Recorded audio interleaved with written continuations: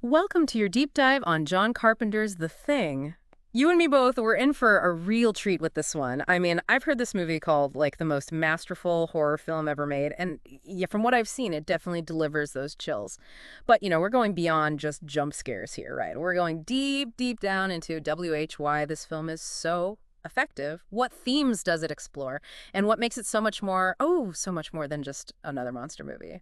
Absolutely. This film is no doubt a masterclass in suspense and psychological horror. Yeah, yeah. Let's get into it. Let's get into what makes it so terrifying. Okay, so So, like, right off the bat, we're dropped into this incredibly isolated research station. Antarctica. Antarctica. It's bleak, it's desolate.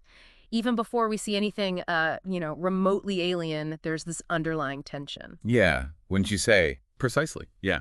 Immediately you get this sense of unease, almost claustrophobic, despite the vastness of the setting, which is, kind of ironic.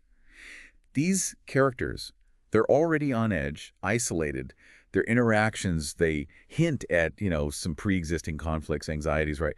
Like the paranoia is already simmering before the alien even shows up. It's like Carpenter is setting up, like, a powder keg just waiting for a spark. Exactly. And then, then there's the enemy itself, right? The shape-shifting alien.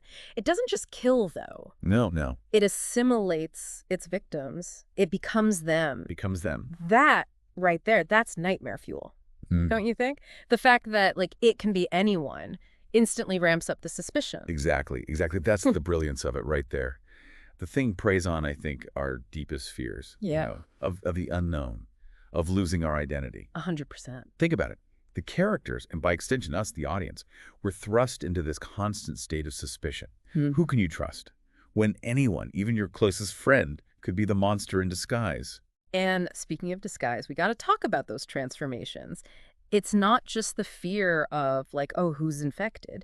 It's what the creature does to them. The practical effects in this film, they're legendary. Oh, yeah? I mean, that dog head splitting open, I nearly jumped out of my skin. Absolutely. Each time I saw that. And remember, this was 1982. Oh, wow, yeah. Long before CGI took over. So these grotesque transformations you're seeing, that's all practical effects. Puppets, latex, animatronics, buckets and buckets of fake blood. It's incredibly effective, even, like 4 decades later almost? Yeah. It's so visceral. That chest transforming into teeth, that demon crab head skittering across the floor. Even after all these years, those images are burned into my brain. They hold up so well, and I think it's because there's a raw, tangible quality to practical effects, right? You almost feel like you could reach out and touch these creatures. Almost. Almost. Yeah, I think I'll pass on that. But you're right. It makes the horror so immediate, so real. And speaking of real, let's talk about Kurt Russell as McReady. He's not your typical, like, action hero, is he? Right. He feels like a real person, flaws and all, suddenly thrust into this insane, terrifying situation. Exactly. He's resourceful, but he's also flawed. He's vulnerable. And you see him grappling to understand what's happening, just like we are as viewers. And the film plays with our trust in him so brilliantly. Oh, yeah. Like, is he still human? Or has he been infected too? Right. That uncertainty just adds another layer to the suspense. We're left guessing until the very end. Yeah, and it, like, really gets you thinking. That uncertainty, that suspicion, it's what makes the thing so effective. We're constantly, like, questioning everyone's motives, just like those characters are. It's like the monster itself, it's almost like this invisible force, right? Like just multiplying the paranoia. Yeah. And speaking of invisible forces, we have to talk about the music for a second. Oh, yeah. Ennio Morricone. The score is just haunting. It gets under your skin, Absolutely, yeah. Like chills. It's a masterclass in minimalist horror scoring. Okay, yeah. So rather than, like these big orchestral swells that you might kind of expect from a horror movie, Morricone uses a lot of silence, punctuated by these very sparse, unsettling sounds. Yeah. You've got that, low throbbing heartbeat. You've got electronic drones. You've got these dissonant stings. It's so effective. It's like the silence itself almost becomes a character, Yes. reflecting the isolation and the paranoia consuming everyone. Like you're always on edge waiting for the other shoe to drop, and that anticipation is almost unbearable. Oh, absolutely. And when the music does erupt, it's often sudden, jarring, Yes. heightening that sense of dread, right? 100%. Morricone really knew how to use silence and sound to just get under your skin. Totally. Like take that blood test scene, for example. Yeah. The tension builds so slowly with those pulsing synths.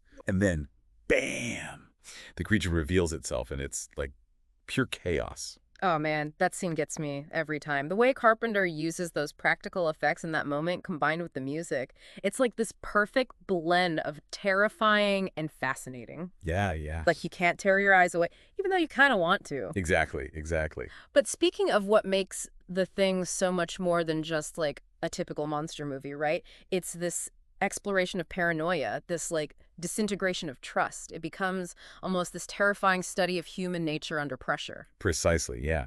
The real monster isn't just this shape-shifting alien. It's the fear and suspicion that it plants among the characters. Yeah. They turn on each other. Those bonds of friendship, camaraderie, they just dissolve because they simply can't tell who's still human. Right. It's chilling, really. It's a reflection of how easily fear can fracture human connections and lead to chaos. Yeah. Yeah. And Carpenter doesn't shy away from that ambiguity at all, does he? That ending. With McReady and Childs just sitting there in the snow, their humanity uncertain. Man, that ending still messes me up. What do you think it means? That's the brilliance of it, right? It's a perfect encapsulation of everything the film has been building towards. We're left with this lingering sense of paranoia, wondering, is either of them truly human? Has the thing already won? Right. The film refuses to give us easy answers, leaving us to ponder the implications long after the credits roll. Yeah. Does it offer any, like, glimmer of hope, or is it like this confirmation of humanity's loss? I go back and forth every time I see it. And each interpretation it speaks volumes, doesn't it? Yeah. If there's hope, it's buried under like these layers of distrust and the knowledge that, the fight is never truly over. But if it's a loss, it begs the question, what have we become in the face of fear? Have we already become the monsters that we fear? Right. It's true. Like, that ending really sticks with you. The thing, man, it's the kind of horror movie that stays with you long after the credits roll. Gets under your skin, much like the creature itself, Yeah. right?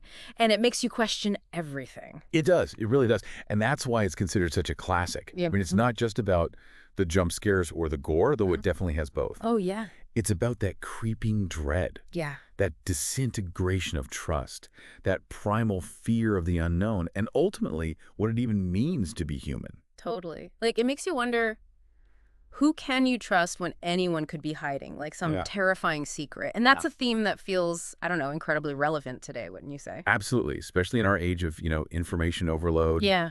fake news, social media. It's easy to feel like we're surrounded by, like, misinformation, hidden agendas. It's like everyone's a little suspicious of each other, you know? Yeah. And the thing, it reminds us to be critical thinkers, to question what we see, what we hear, and be wary of those who might try to manipulate our perceptions. Yeah. It's a chilling thought, but also like a powerful one.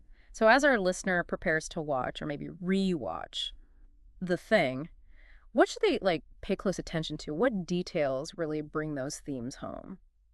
I'd say pay attention to how Carpenter uses silence and isolation to create that, like, palpable sense of dread. Notice how that vast, empty landscape, it kind of mirrors the growing emptiness and suspicion between the characters. And then there's that score, Oh, yeah. those subtle cues that just get under your skin and make you question every interaction, every glance. And don't forget those incredible practical effects. Oh, man. Each one, it's like a little work of art, even if it's terrifying, grotesque work of art. Absolutely. And they still hold up today. You Yeah. know? They add so much to the film's overall sense of unease and visceral horror. For sure. So, listener, after you've braved the Antarctic chill and faced The Thing yourself, we want to hear from you. Did it live up to the hype? What chilled you to the bone? Hit us up on social media and let's keep this conversation going. Until then, happy watching. And try not to let the paranoia get to you.